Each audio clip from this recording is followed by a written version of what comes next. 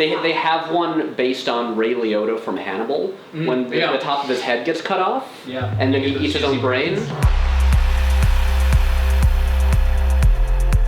Sennheiser, the great audio company whose mics we use all the time, they sent me this pair of headphones, the Sennheiser Ambio Smart headset. They're headphones, but that also have these microphones on either earpiece that record 360-degree audio. So it's a little like disconcerting when you record audio with it and then play it back and listen to it through headphones, because you just hear the sound from all around you, not like from a single direction like most microphones do.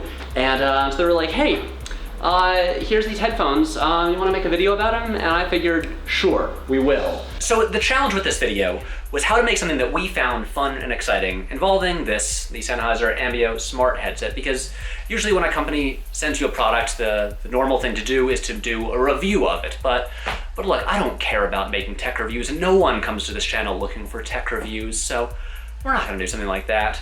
So we thought the most enjoyable thing to do, especially because there is a potential filmmaking component to this, because, you know, audio recording, was to use it to make some kind of short film. So our plan was to make a short film in which the plot totally hinges on the 360-degree audio recording component. So our video begins as seemingly a normal commercial for the product, and then takes a sharp turn into a riff on Brian De Palma's Blowout, where Jake is a guy who's using these headphones and then discovers that That's me.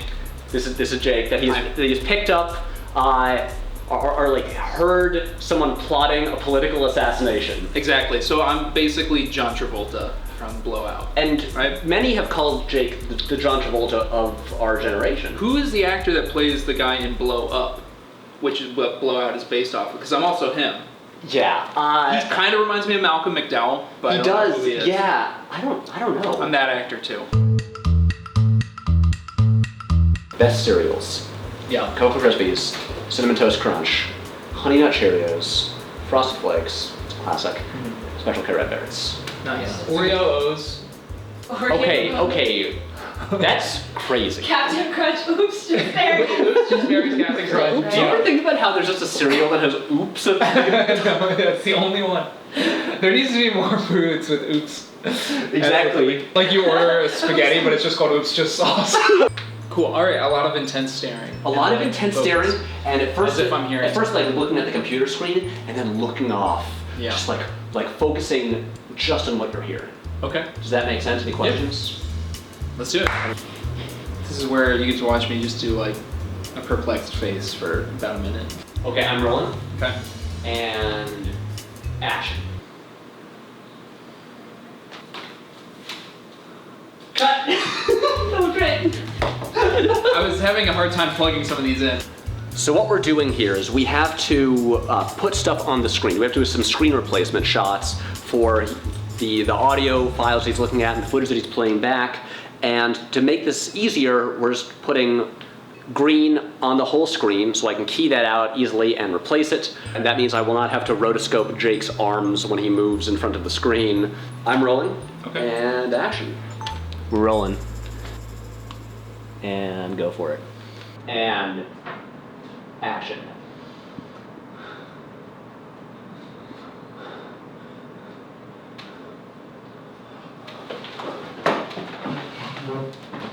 Cut. Great. Let's do it again. Action.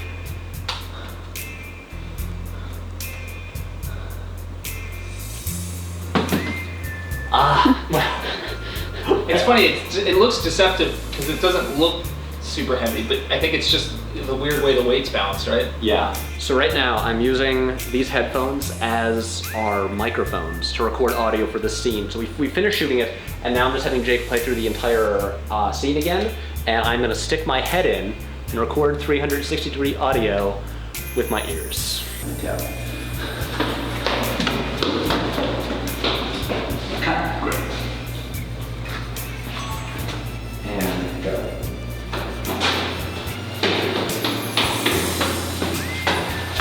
So we're shooting the opening scene of the video right here, and this part actually has dialogue in it. So what we're doing is we're having Jake recording audio through a video on my phone, and he's gonna, and it's gonna be super awkward in the best way.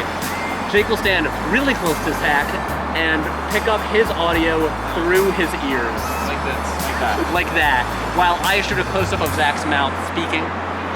And by the way, this is Zach, our assassin for the video. Always a pleasure.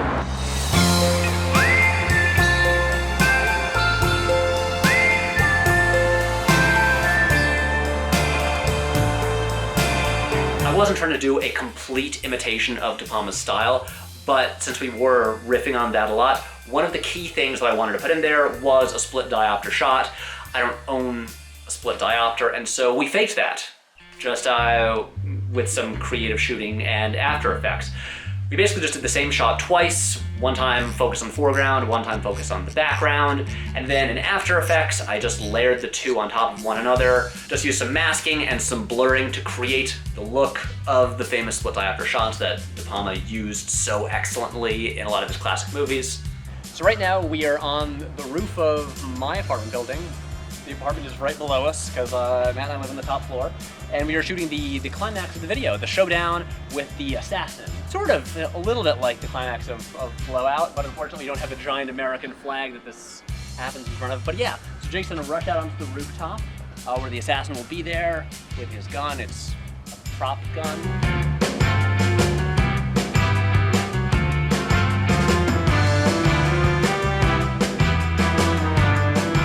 And since we were trying to shoot as efficiently and quickly as possible, we crammed the entire shoot into 2 afternoons, Sunday and Monday. There was more bits of After Effects work throughout the video, like we green screened Zach up on top of that rooftop because obviously we didn't use that roof. We had no way of getting up there. We really wanted that close-up on his watch to show that it's almost 5:30, it's almost time for the assassination to happen, but because of the glare from the sun on the screen on his watch, we weren't seeing anything, so I just composited the time in there in post.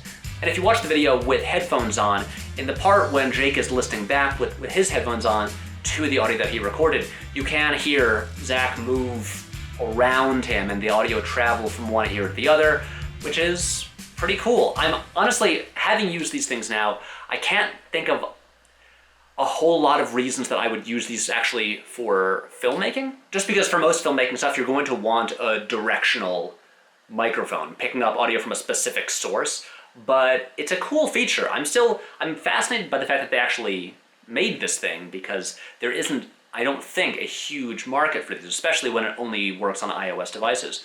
But also, as just regular headphones, they're great. They're really great headphones, and they have become my new go-to headphones.